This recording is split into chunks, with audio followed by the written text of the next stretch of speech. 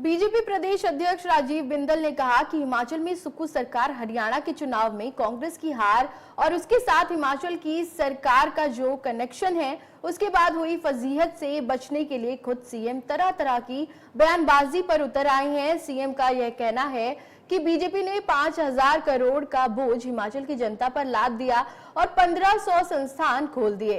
तो यह संस्थान स्कूल, हॉस्पिटल आदि जनसेवा के माध्यम है। अगर इससे जनता पर पैसे का बोझ पड़ता है तो वह सच में किसी भी सरकार को करना चाहिए। और सुक्खू सरकार ने बहुत बड़ा रिकॉर्ड कायम किया। 70 साल के इतिहास में किसी भी सरकार ने संस्थान बंद नहीं किए, लेकिन वर्तमान कांग्रेस सरकार ने 1,500 के लगभग संस्थान बंद कर दिए हैं। प्रदेश की कांग्रेस की सुखविंदर सिंह सुक्खू के नेतृत्व वाली सरकार हरियाणा के चुनाव में कांग्रेस की हार और उसके साथ हिमाचल की सरकार का जो कनेक्शन है उसके बाद हुई फजीहत से बचने के लिए सुखविंदर जी अब तरह तरह की बहानेबाजी करने के ऊपर उतर आए हैं। उनका ये कहना कि भारतीय जनता पार्टी ने 5,000 करोड़ रुपए का बोझ वो हिमाचल की जनता पर लाद दिया और 1,500 संस्थान खोल दिए। तो ये संस्थान, वो स्कूल, वो अस्पताल, वो कॉलेज, वो प्राइमरी हेल्थ सेंटर, वो पटवार सर्कल, वो बीडीओ के दफ्तर, ये सब विकास के और जनसेवा के माध्यम हैं। अगर इससे और जनता पर पैसे का बोझ पड़ता है तो वो सच में किसी भी सरकार को करना चाहिए। और सुखविंदर जी की सरकार ने बहुत बड़ा रिकॉर्ड कायम किया। 70 साल के इतिहास में किसी भी सरकार ने संस्थान बंद नहीं किए, परंतु वर्तमान कांग्रेस सरकार ने 1,500 के लगभग संस्थान बंद इसलिए किए कि उनके पास उनको चलाने के लिए धन नहीं है। वस्तुस्थिति बिल्कुल भिन्न है। अपने मित्रों को कैबिनेट रैंक देने के लिए धन की कोई कमी नहीं है। गैर कानूनी तौर के ऊपर चीफ पार्लियामेंट्री सेक्रेटरीज लगाने हो, उनके लिए व्यवस्था करनी हो, उसके लिए धन की कमी नहीं है।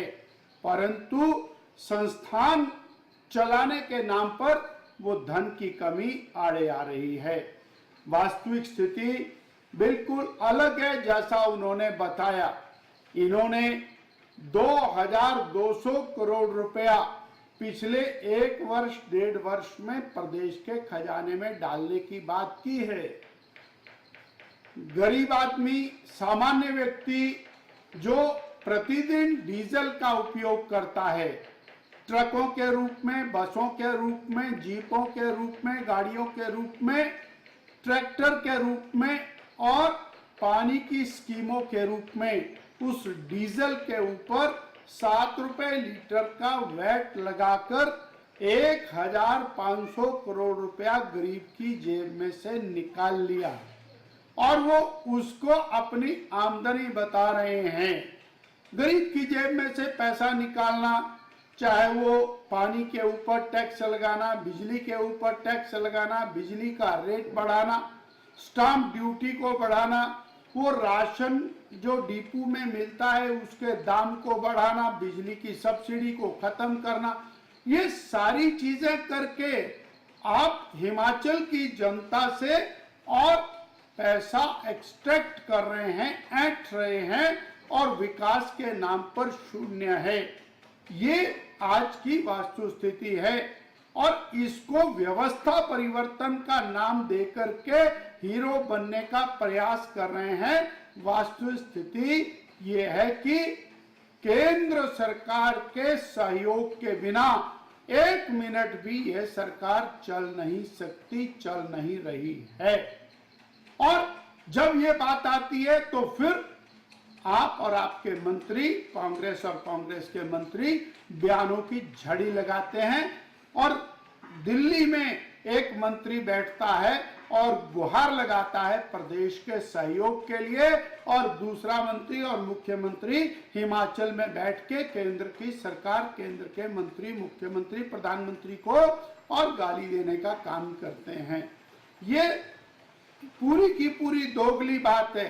प्रदेश की जनता के ऊपर टैक्स का बोझ लगाना, सब्सिडी को खत्म करना, प्रदेश का खजाना भरने की घोषणा करना, वास्तव में ना खजाना भरा, टैक्स भी लग गया, ना विकास हुआ, संस्थान भी बंद हो गए, और प्रदेश की वर्तमान सरकार केवल और केवल केंद्र को गाली देने के अंदर अपना समय व्यतीत किया है।